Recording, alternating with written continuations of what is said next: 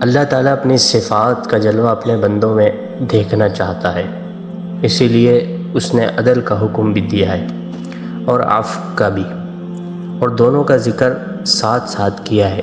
گویا احسان، عفو بھی عدل کا اہم پایہ ہے۔ بلا شبہ اللہ تعالیٰ عدل اور احسان، عفو کا حکم دیتا ہے۔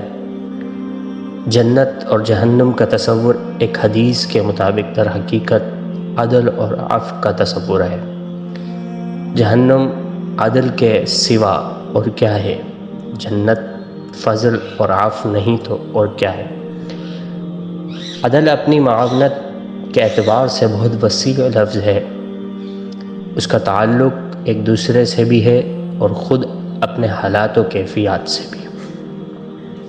اسلام نے عدل کا حکم جو دیا ہے اس کا مطلب یہ ہے کہ دوسروں کے ساتھ بھی انصاف کرو اور اپنے ساتھ بھی، اور ان نعمتوں کے ساتھ بھی جو خدا نے تمہیں عطا کی ہیں۔ عدل و انصاف اور عفو، احسان انسان کی زندگی میں دونوں کی ضرورت ہے، لہٰذا ان دونوں کو برتنے کا حکم دیا گیا ہے۔